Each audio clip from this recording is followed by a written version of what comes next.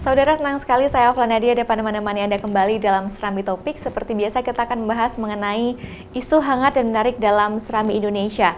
Dan untuk membahas mengenai isu pada hari ini, isu yang menarik tentunya, sudah hadir bersama saya Bung Arif Ramdan, Redaktur Multimedia Harian Serambi Indonesia.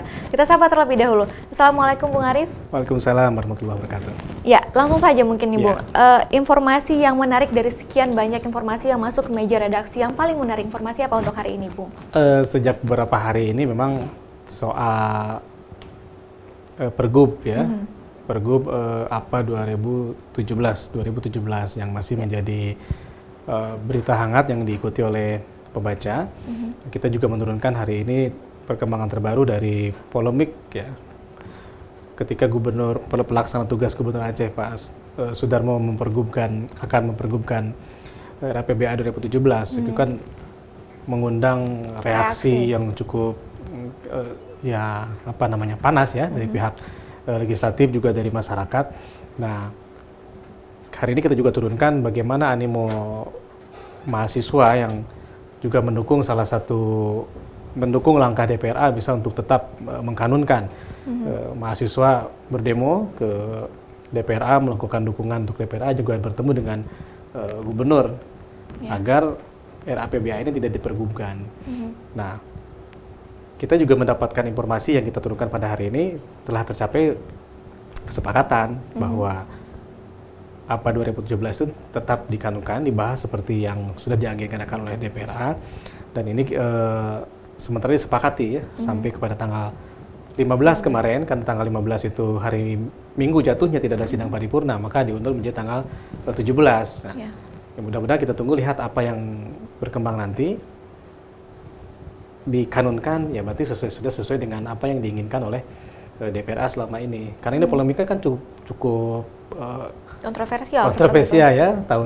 Akhir tahun pelaksana tugas gubernur mewacanakan itu ya, untuk mempergubkan wacana yang cukup heboh, bahkan pembahasannya pun menarik sekali ini. Nah, ini yang terbaru, ada kesepakatan tetap dikanunkan dengan beberapa pertimbangan. Yang menjadi persoalan kan soal dana aspirasi gitu kan, soal belanja hibah dan yang lainnya. Nah, ada kesepakatan yang sudah disepakati antara pelaksana tugas ya eksekutif dalam hal ini dengan legislatif, bahwa lebih banyak kepada belanja bukan belanja hibah, tapi yang pada sektor yang produktif untuk kepentingan masyarakat. Selama ini kan jadi persoalan itu, tarik ulur ya dana aspirasi. Itu yang tapi informasi yang berarti yang kita dapatkan sudah kita turunkan pada hari ini adalah sudah ditetapkan akan dikanunkan, tidak dipergubkan seperti itu, Bung. Dibahas dulu sampai pada tanggal, diberi waktu kembali sampai tanggal 15, dan kemudian karena tanggal 15 jatuh pada hari Minggu, direncanakan nanti ada sidangnya pada tanggal 17 seperti itu. Dan mudah-mudahan ini mengakhiri polemik gitu kan, yang terbaik untuk tentunya masyarakat Aceh dan pembangunan berlanjutan di Aceh.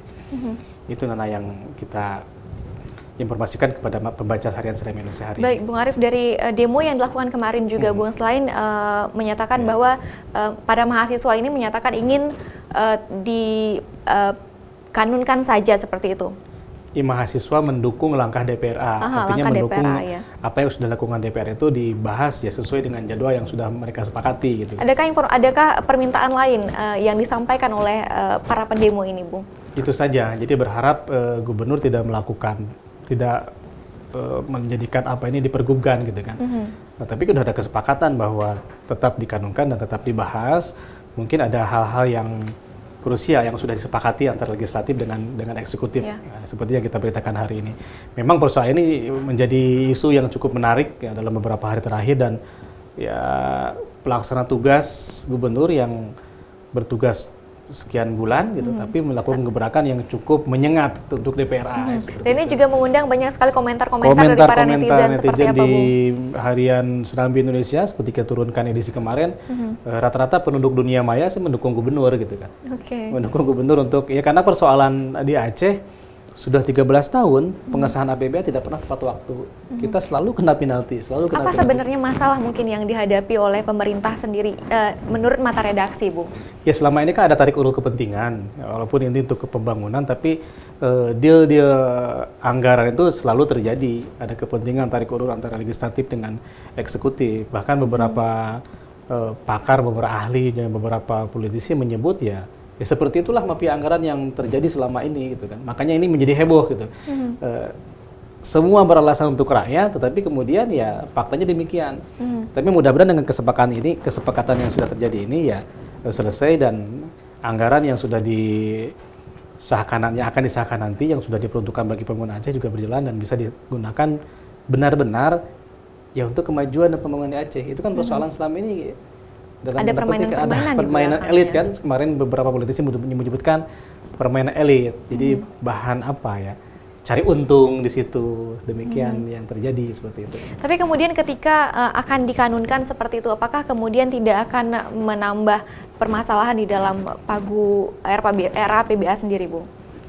Tentu sesuai dengan tidak menimbulkan masalah, tapi kan ada dana sekitar 2 triliun yang kemudian bisa ditarik. Nah, ini sebetulnya dikanunkan atau tidak dikanunkan kan ada persoalan di belakang itu, ada permainan yang menurut beberapa ahli seperti kita beritakan kemarin, ada orang yang merasa kalau dipergubkan tidak dapat dong proyeknya, tidak dapat dong bagi-baginya di situ. Apalagi ini kan tahun pilkada, ini persoalan serius kan, tahun pilkada orang bisa saja mendompleng anggaran tersebut untuk yang memuluskan jalan kampanye seperti itu. Dan kita masih akan terus menantikan informasi mengenai RAPBA ini sendiri, tentunya hingga tanggal 15 Januari nanti, Bung ya, jadwalnya, deadline-nya. Adakah informasi lainnya yang menarik yang kita hadirkan dalam Seram Indonesia hari ini, Bung? Selain itu juga ini cuaca buruk yang beberapa hari ini juga terjadi di Aceh, terutama di pantai barat selatan. Sebuah pohon besar roboh, kebetulan pohonnya di areal pemakaman, di Melabuh itu pemakaman umum, sehingga akar pohon itu kemudian membongkar makam-makam yang ada di sekitarnya, sekitar 10 makam yang terbongkar. Nah, ini di beberapa tempat juga banjir terjadi ya, di Aceh, di Lok Semawe, di Aceh Barat, di Singkil juga terjadi juga banjir. Karena ini cuaca, BMKG juga sudah memprediksi 3 hari ke depan ya masyarakat harus waspada ya, cuaca terus ekstrim ya, hujan terus mengguyur sebagian wilayah Aceh. Itu yang kita sampaikan juga ke masyarakat.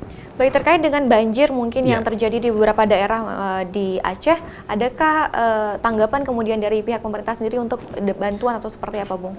Banjir kan ini rutin ya, rutin banjir. Sejauh ini seperti yang kita beritakan belum ada korban jiwa, tapi mudah-mudahan janganlah ya sekedar banjir biasa saja, dan mudah-mudahan hari esok dan seterusnya juga cerah sehingga debit air tidak terus bertambah di beberapa kawasan yang memang rawan banjir seperti Tenom, Aceh Jaya, di Melabuh juga di Pidijaya juga kan sudah banjir sebagian seperti itu. Baik, tentunya juga informasi-informasi menarik lainnya selain dengan yang sudah kami bahas tadi mengenai RAPBA Aceh, kemudian juga terkait dengan bencana alam karena memang faktor cuaca ya, Bung ya, karena banjir seperti itu. Dan kita juga meminta untuk masyarakat untuk terus waspada terkait dengan bencana alam yang sering terjadi di Aceh sendiri, terkait dengan banjir yang saat ini sedang terjadi di beberapa daerah di Aceh. Dan jangan lupa juga untuk terus ikuti informasi mengenai informasi lainnya yang menarik juga terkait dengan politik ya, Bung ya, yang masih hangat hingga nanti Pilkada 2017 di Februari. Dan saudara, demikian perbincangan kita dalam Serambi Topik. Terima kasih Bung Arif untuk waktunya hari ini. Dan inilah akhir dari perbincangan kita, kembali ke studio.